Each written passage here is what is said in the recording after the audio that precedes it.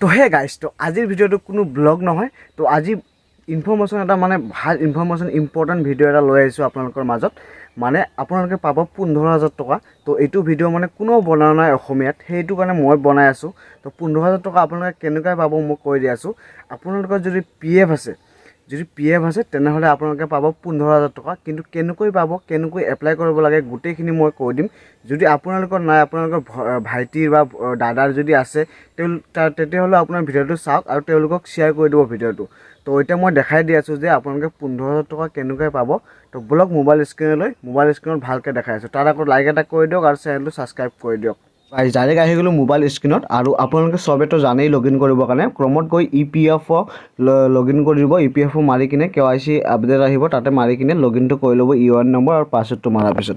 তো লগইন কৰাৰ পিছততো পাছবুক আহি যাব। পাছবুকটো অহাৰ পিছত আপোনালোকে ক'ত যাব, এইটো দেখা পাইছেনে PMVBRY প্ৰধানমন্ত্ৰী ভিকছিত ৰজগাৰ য়োজনা। তো আপোনালোকে এইটোত ক্লিক কৰিব। ক্লিক কৰি আপোনালোকে যাব ডাছবৰ্ডত যোৱাৰ পিছত আপোনালোকে ক্ৰাইটেৰিয়াখিনি গোটেইখিনি গম পাই যাব। তো প্ৰথমতে মই ক্ৰাইটেৰিয়াখিনি কৈ আছোঁ আপোনালোকক। তো এইটো চাব পাৰে। প্ৰথম ক্ৰাইটেৰিয়া হ'ল ফাৰ্ষ্ট জইনিং ডেট 1 আগষ্টৰ পৰা 31 জুলাই পৰ্যন্ত আপুনি হ'ব লাগিব। মিড ৰিকুৱাৰ্ড মানে 1 আগষ্ট 2025 পৰা 31 জুলাই 2027 ভিতৰত আপুনি EPFৰ আণ্ডাৰত আপুনি জইন কৰিব লাগিব। 1 নম্বৰ পইণ্ট। 2 নম্বৰটো হ'ল আপোনাৰ UN নম্বৰটো বায়'মেট্ৰিক ভেৰিফাই হ'ব লাগিব, মানে ফেচ অথৰাইজেশ্যনৰ লগত। তাৰ লগতে আপোনাৰ ফাৰ্ষ্ট কমপ্লিটেড মান্থ কণ্ট্ৰিবিউশ্যন এইটো ৰিচিভ হ'ব লাগিব, মানে প্ৰথম মাহতো এইটো ৰিচিভ হ'ব লাগিব। আৰু আধাৰ চিডেড ইন ABPS মানে আধাৰ কাৰ্ডৰ লগত বেংক একাউণ্ট লিংক থাকিব লাগিব। সেইটো আপুনি চাই ল'ব, আপোনালোকে চাই ল'ব টিক মাৰ্ক আছে কি নাই। আৰু জইনিং গ্ৰছ মানে চেলাৰীটো তোমাৰ 1 লাখৰ কম হ'ব লাগিব। আৰু এক্সাইটেড ফ্ৰম ইলিজিবল এমপ্লয়মেণ্ট মানে আপোনালোকে কোম্পানীৰ পৰা ওলাই যাব নালাগিব, মানে কণ্টিনিউছলি 6 মাহটো মিনিমাম কৰিব লাগিব। আৰু ফাৰ্ষ্ট জইনিং ডেটটো এইটো মোৰে হয়, তো দেখা দি আছোঁ। আৰু এই এটা দেখা পাইছেনে ফাৰ্ষ্ট ইনষ্টলমেণ্ট কেতিয়া দিব আৰু ছেকেণ্ড ইনষ্টলমেণ্ট কেতিয়া দিব। মানে ফাৰ্ষ্ট ইনষ্টলমেণ্টত 15,000 টকাৰ 7,500 টকা দিব, আৰু নেক্সট কিস্তিত আকৌ 7,500 টকা দিব, মানে 15,000 আপোনালোকে পাই যাব। কিন্তু ফাৰ্ষ্ট ইনষ্টলমেণ্ট পাবলৈ হ'লে আপোনালোকে কণ্টিনিউছলি 6 মান্থ এমপ্লয়মেণ্ট উইথ চেম ইষ্টেব্লিছমেণ্ট মানে 6 মাহ মানে এটা কোম্পানীত আপোনালোকে কামটো কৰিব লাগিব।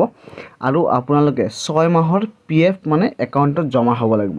6 মাহৰ PF একাউণ্টত জমা হোৱাৰ পিছত আপোনালোকে এইটো যিমানখিনি আছে ফাৰ্ষ্ট ইনষ্টলমেণ্ট আপোনাক সোমাই যাব। মানে 6 বাৰ যেতিয়া আপোনাৰ PFটো সোমাই যাব, PFটো সোমোৱাৰ পিছত আপোনালোকে ফাৰ্ষ্ট ইনষ্টলমেণ্ট আপোনালোকে পাই যাব। ঠিক আছে। আৰু যোনে মানে ফাৰ্ষ্ট জইনিং ডেট 1 আগষ্টৰ আগতে মানে PF একাউণ্ট মানে খুলিছে বা অলৰেডি আছে, তেওঁলোকৰ আপোনালোকে এই প্ৰধানমন্ত্ৰী ভিকছিত ৰজগাৰ য়োজনাত এইটো অপশ্যনত ক্লিক কৰিব। ক্লিক কৰাৰ পিছত তাতে চাব আপোনালোকৰ এইটো নট ইলিজিবল বুলি দেখাব যদি আপুনি 1 আগষ্টৰ আগতে কৰিছে। আৰু যদি আপোনালোকে 1 আগষ্টৰ পিছত আপোনালোকে PF নতুন PF জইনিং কৰিছে, তেনেহ'লে আপোনালোকে 15,000 টকাটো পাই যাব। আৰু আপোনাৰ 6 মাহ এইটো কণ্ট্ৰিবিউট হ'ব লাগিব। আপোনালোকে যাওক, তাতে গৈ কিনে চাওক আপোনালোকৰ গোটেইখিনি ক্ৰাইটেৰিয়া টিক মাৰ্ক আছে কি নাই। যদি আপোনাৰ আধাৰ কাৰ্ডৰ লগত বেংক একাউণ্ট লিংক নাথাকে, তেতিয়া ইয়াতে ৰিজেক্টেড বুলি দেখাব।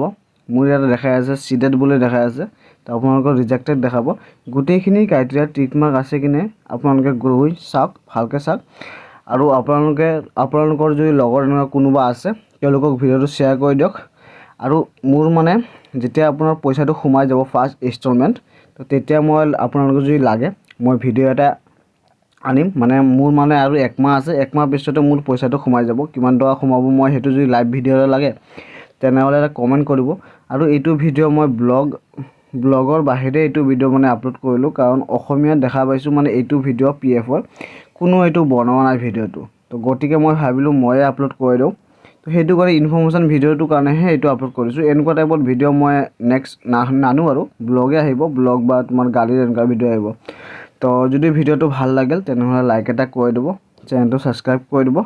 আৰু ভিডিঅ'টো এবাৰ শ্বেয়াৰ কৰি দিব যাৰ যাৰ মানে আপোনাৰ ফ্ৰেণ্ডৰ যদি এনেকুৱা আছে PF আছে তো তেওঁলোকক ভিডিঅ'টো শ্বেয়াৰ কৰি দিব।